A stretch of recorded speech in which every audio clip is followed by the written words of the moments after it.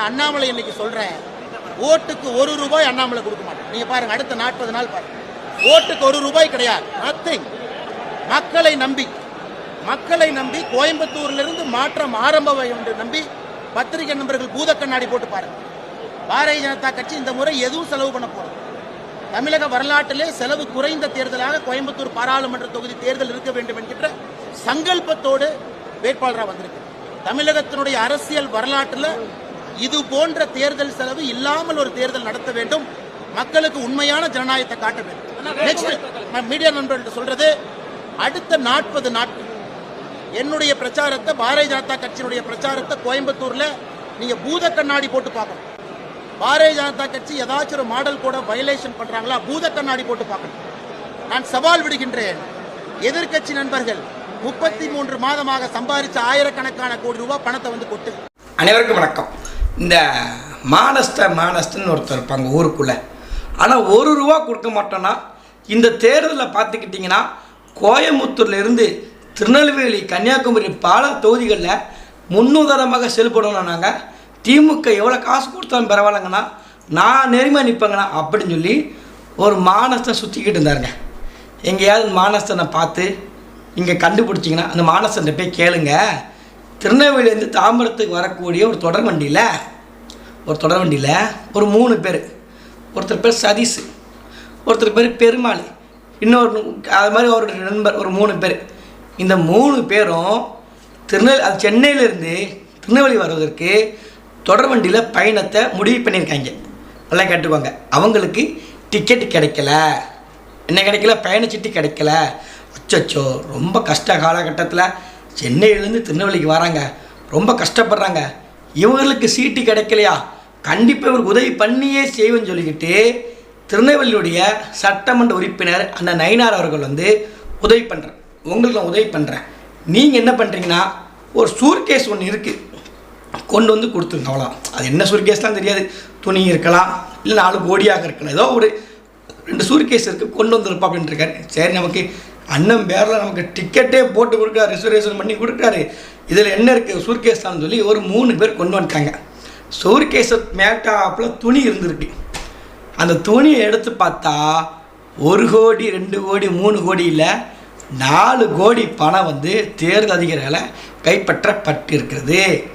இவங்க எங்கே வேலை பார்க்காங்க பார்த்துக்கிட்டிங்கன்னா, நயினாரேந்திரனுடைய சொந்த ஹோட்டல் இருக்கக்கூடிய சென்னையில் ஒரு ஹோட்டல் இருக்குது, ஒரு நிறுவனம். அந்த நிறுவனத்தில் வேலை செய்யக்கூடிய ஊழியர்கள் தான் இவங்க. நீங்கள் பாருங்கள், இந்த 3 பேர் வந்து சதீஷ், பெருமன்னு ஒருத்தர் இருக்கார், 3 பேர். இந்த 3 பேருக்கு வந்து இந்த 4 கோடி யார் கொடுத்தான்? இந்த 4 கோடின்னு எனக்கு ஆச்சரியம். முதல்ல 4 கோடியா 4000 கோடியா? எங்கள் அண்ணன் நயினாரை பார்த்தவங்களுக்கு எப்படி தெரியுது? அவர் சாதாரண ஆள் கிடையாது. சென்னையில் பிராஞ்ச் வச்சுருக்காரு, திருநெல்வேலியில் பிராஞ்ச் வச்சுருக்காரு, ஏற்கனவே சட்டமன்ற உறுப்பினர் இருந்துக்கிட்டு இருக்கார், இப்போ வரைக்கும் எம்பிக்கு போட்டி போடுறார். அப்படி இருக்கும்போது 4 கோடி சின்ன துட்டுங்க.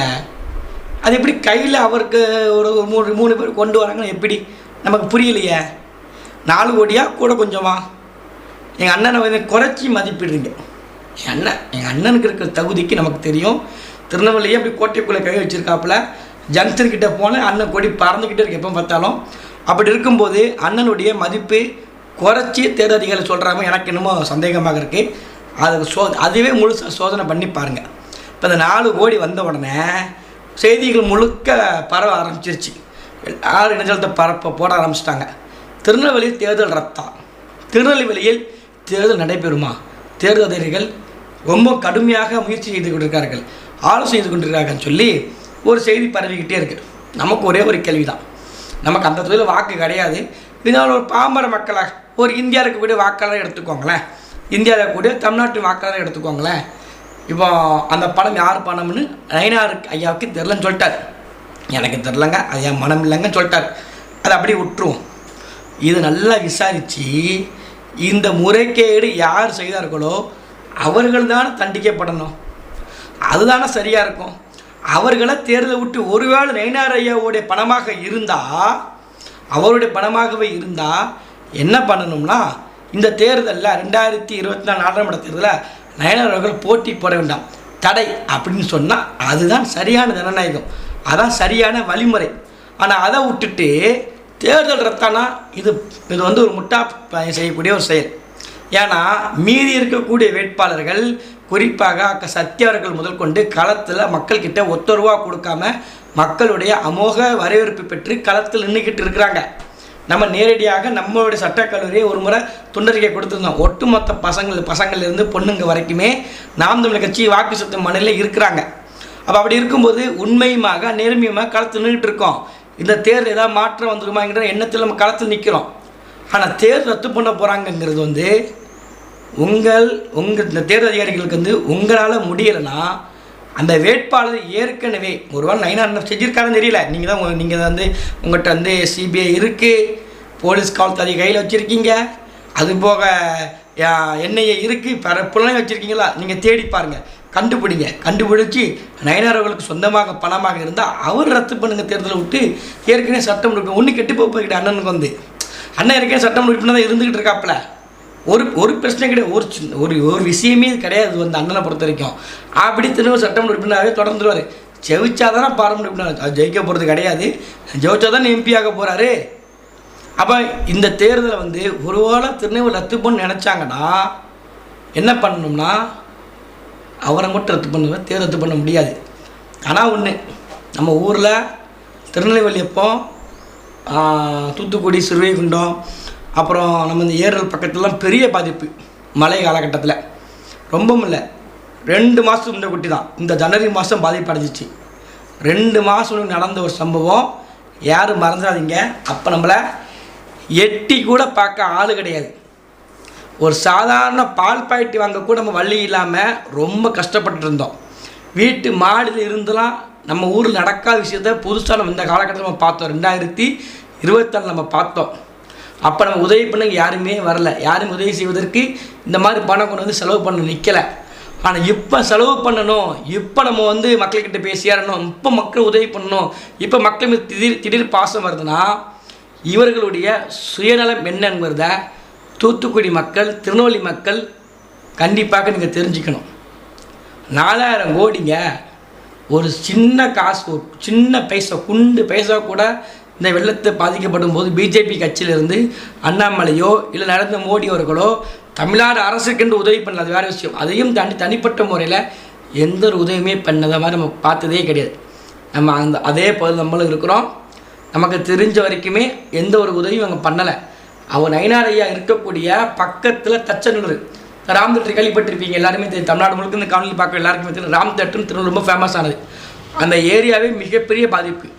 நயினார் ஐயா வீட்டிலேருந்து நடந்து போனப்போ அந்த ஹோட்டல் ஒன்று ஜங்ஷனில், அந்த ஹோட்டல் நடந்து போனால் போதும், அந்த ஏரியாவுக்கு போகவே முடியல, அந்த அளவிற்கு தண்ணி நிரம்பி இருந்துச்சு. அப்போது நம்ம கூட யார் நின்னா, நம்ம வீட்டுக்கு யார் வந்தா அப்படிங்கிறத மனசில் வச்சுக்கணும். அதை விட்டுட்டு நமக்கு 2000 ரூபா கிடைக்கி, ஓட்டுக்கு 1000 ரூபா கொடுக்கலாம், ஓட்டுக்கு 3000 ரூபா கொடுக்குறாங்க அப்படின்ற கொடுக்க போகிறத பேசிக்கிட்டு இருக்காங்க. உளவுத்துறை ரிப்போர்ட் வருது.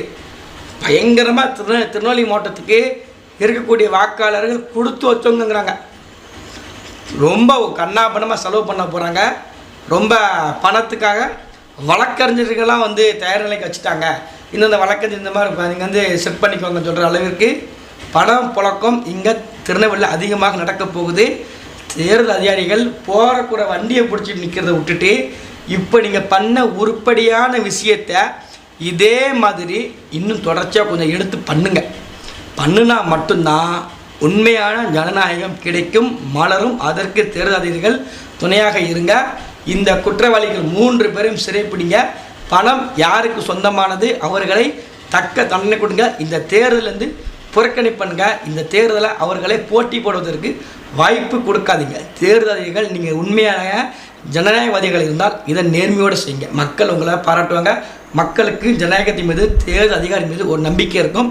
அதை செய்வாங்களா அப்படிங்கிறத பொறுத்திருந்து பார்ப்போம். மீண்டும் அடுத்தது ஒரு பதிவில் சந்திக்கலாம். நன்றி, வணக்கம்.